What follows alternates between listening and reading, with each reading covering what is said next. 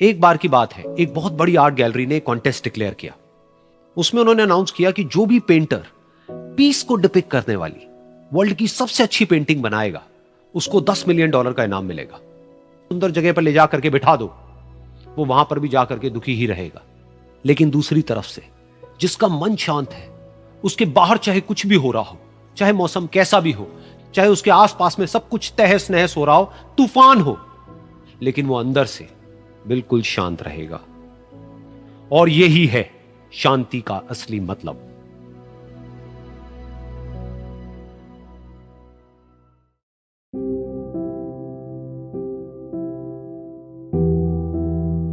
एक बार की बात है, एक छोटे से गांव में एक आदमी रहता था।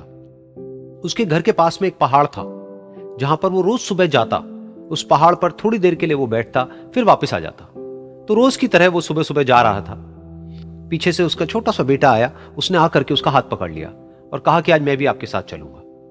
उसने पहले तो उसको थोड़ा सा समझाया और मना किया। कहा कि जो रास्ता है वो बहुत ही छोटा है और चढ़ाई बहुत ज्यादा है, तो तुम मेरे साथ नहीं चल पाओगे। लेकिन फिर जब उस बेटे ने जिद करी तो पिता मान गया। तो दोनों पहाड़ पर चढ़ने लगे। पिता ने बेटे का हाथ कस के पकड़ा हुआ था।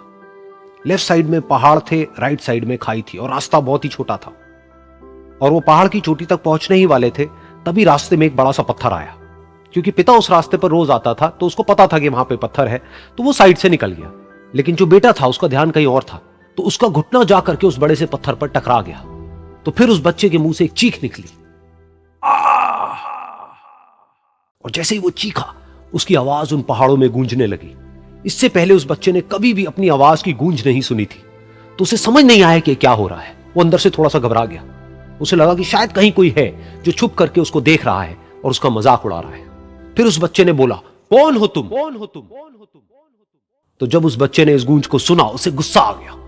उसे लगा कि कौन है ये जो मेरा मजाक उड़ाए चले जा रहा है। फिर उसने गुस्से से कहा, मैं तुम्हें छोड़ूंगा नहीं। और फिर जैसे ही उसने इस गूंज को सुना, वो घबरा गया। उसके पिता समझ गए थे कि क्या हो रहा है। उसने अपने पिता का हाथ कस के पकड़ लिया और उनसे पूछा, कौन है ये जो मुझे इतना तंग कर रहा है? कौन है ये जो मुझे इतना डरा रहा है? तो उसके पिता थोड़ा सा मुस्कुराए और उन्होंने खाई की तरफ देखा और जोर से बोला, मैं तुमसे बहुत प्यार करता हूं। ये सुनकर वो बच्चा हैरान हो गया। उसे समझ नहीं आया कि हो क्या रहा है, कि वही इंसान जो उसका मजाक उड़ा रहा है और उसको तंग कर रहा है, वो उसके पिता को बोल रहा है कि मैं तुमसे बहुत प्यार करता हूं। तो उसके पिता ने अपने बेटे को देखा और वो समझ गए कि उसके मन में क्या चल रहा है। और फिर दोबारा उन्होंने बोला, तुम बहुत अच्छे हो।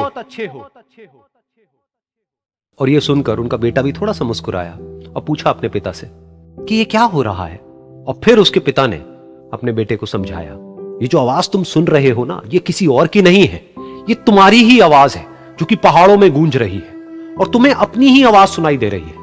जैसा तुम बोलते हो ठीक वैसा ही तुम्हें सुनाई देता है। अगर तुम गुस्से से कुछ कहोगे तो पलट करके जो आवाज आएगी उसमें भी गुस्सा होगा, लेकिन अगर तुम कुछ अच्छा कहोगे तो वो आवाज भी अच्छी होगी। बिल्कुल इसी तरह से हमारी जिंदगी में भी होता है। जैसा तुम अपने मन में इस जिंदगी के बारे में सोचते हो, ये जिंदगी तुम्हारे लिए बिल्कुल वैसी ही हो जाती है। अगर तुम मन ही मन अपने आप को ये बोलते रहोगे कि मेरी जिंदगी तो बहुत ही बुरी है, तो तुम्हारी जिंदगी सच में बुरी हो जाएगी। और अगर तुम अपनी जिंदगी से प्यार करोगे तो तुम्हारी जिंदगी भी तुमसे प्यार करेगी। ये बात उस बच्चे के दिमाग में घर कर गई और फिर वो दोनों उस पहाड़ की चोटी पर गए। लेकिन बच्चे के दिमाग में यही बात घूम रही थी। और फिर वो बच्चा खिलखिला के हंसा और उसने अपने दोनों हाथ खोले